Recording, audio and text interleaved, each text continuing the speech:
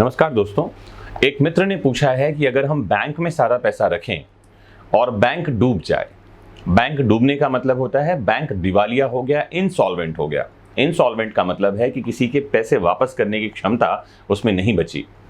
तो क्या ग्राहकों का पैसा सुरक्षित होता है? क्या पैसे वापस मिलेंगे? ये प्रश्न एक मित्र ने पूछा है, जिसका आंसर मैं आज आपको देने जा रहा हूं। तो किसी बैंक में आपका अकाउंट है और अकाउंट में पैसे भी हैं, तो ये लेक्चर आपके काम का है। लास्ट तक देखिए और हर उस व्यक्ति तक शेयर करिए जिसके पास कोई बैंक अकाउंट है और जो इससे संबंधित कानून को जानना चाहता है।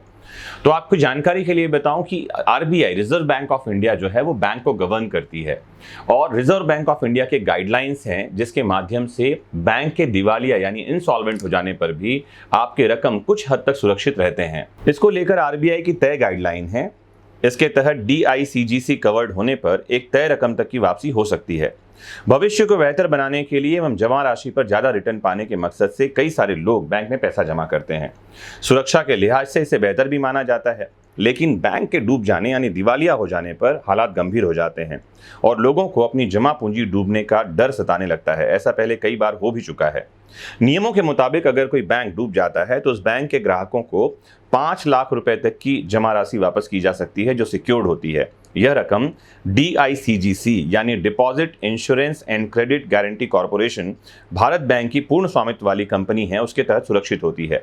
सभी कमर्शियल और कोऑपरेटिव बैंक का डीआईसीजीसी से बीमा होता है, जिसके तहत जमाकर्ताओं की बैंक जमा पर डिपॉजिट इंश्योरेंस कवर्ड रहता है। ये जो डीआईसीजीसी है, मैंने रिपीट कर दूं एक बार, deposit insurance and credit guarantee corporation द्वारा भारत में जितने भी बैंक हैं उनकी हर तरह की जमा जैसे savings, fix deposit, current, recurring या अन्य डिपॉजिट्स हैं उनका इंश्योरेंस किया जाता है। इसके दायरे में सभी छोटे और बड़े कमर्शियल कोऑपरेटिव बैंक भी कवर किए जाते हैं, मगर तय रकम के अलावा यानी अगर किसी ग्राहक का 5 लाख रुपए से ज्यादा बैंक में है तो बाकी जमा की राशि डूबने का खतरा रहता है। कुछ कोऑपरेटिव बैंक के दिवालिया घोषित हो जाने पर कस्टमर के पैसे डूबने का खतरा बढ़ भी जाता है। इस दौरान डीआईसीजीसी होने के बावजूद कोई निश्चितता नहीं रहती कि पैसे मिलेंगे या नहीं मिलेंगे और ऐसे मामले जो हैं ये कोर्ट में घसीटते रहते हैं और ग्राहक जो है कोर्ट का चक्कर लगाता रहता है। जैसे आपको बताऊं, पंजाब और महाराष्ट्र कोऑपरेटिव बैंक पीएमसी के मामले में रिजर्व बैंक ऑफ इंडिया ने सेंट्रम फाइनेंशियल सर्विसेज द्वारा अधिग्रहण को सैद्धांतिक मंजूरी दी है और ये एक सकारात्मक विकास होगा ऐसा माना जा रहा है। इन सब के बाद आपको बता दूं कि अगर आपका पैसा किसी नेशनलाइज्ड बैंक में है, नेशनलाइज्ड बैंक होता है भारत सरकार के स्वामित्व वाले बैंक, राष्ट्रीयकृत बैंक में पैसा है तो फिर भी आपका पैसा कुछ हद तक सुरक्षित माना जाएगा। भारतीय रिजर्व बैंक की वेबसाइट पर जो बैंकों की लिस्ट अवेलेबल है उसके अनुसार 12 नेशनलाइज्ड यानी राष्ट्रीयकृत बैंक हैं जिन्हें सार्वजनिक क्षेत्र के बैंक के रूप में जाना जाता है, जिसको इंग्लिश में कह दूं तो पब्लिक सेक्टर बैंक हैं ये। और भारत सरकार के स्वामित्व के कारण, क्योंकि गवर्नमेंट ऑफ इंडिया इसकी मालिक है, और आपकी जानकारी के लिए भारत सरकार की हिस्सेदारी इन बैंक्स में 50% से ज्यादा होने के कारण यह सबसे सुरक्षित माने जाते हैं। हालांकि यह डीआईसीजीसी की तरह जमा पर एक घोषित गारंटी नहीं है।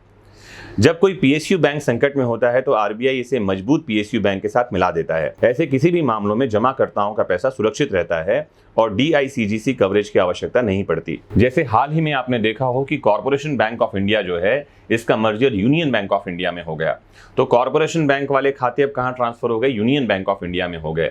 तो जिनका पैसा कॉर्पोरेशन बैंक में था उनको किसी तरह की इंश्योरेंस की जरूरत नहीं है। अब यूनियन बैंक से वो पैसा वो ले सकते हैं, आपके पैसे सुरक्षित हैं। तो आरबीआई समय समय पर कदम उठाता रहता है ताकि लोगों के जो पैसे हैं उनको सुरक्षा मिल सके और बैंक दिवालिया ना हो जाए, बैंक डूब ना जाए। तो आरबीआई एक सक्षम संस्था है जो इस बात पर नजर रखती है कि लोगों का पैसा सुरक्षित रहे। वर्तमान समय में जबकि सरकार डिजिटल ट्रांजैक्शन को बढ़ावा दे रही है, कैश घर पे रखने पर रोक लगा दी गई है, बैंक ट्रांजैक्शन और एटीएम ट्रांजैक्शन पर कॉस्ट लग रहा है, तो सरकार को ऐसे कदम उठाने चाहिए कि लोग निडर होकर अपना पैसा बैंक में रख सकें और उनको एक गारंटी मिले कि आपका पैसा जो बैंक में रखा हुआ है वो सुरक्षित है।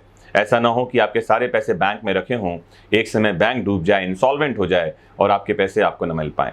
ऐसे किसी खतरे के लिए मैं आगाह नहीं कर रहा हूं, ऐसे होने की संभावना कम है क्योंकि हमारे देश में आरबीआई एक मजबूत और सक्षम संस्था है जो कानून के अनुसार रेगुलेट कर रही है सारे बैंक्स को और ये भी कोशिश कर रही है कि आपके पैसे पाई पाई सुरक्षित रहें।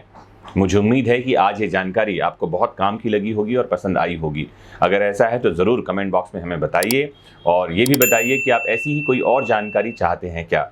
मोस्ट इंपॉर्टेंटली जुड़े रहें आपके अपने फेवरेट प्लेटफॉर्म विधिक शिक्षा से। नमस्कार।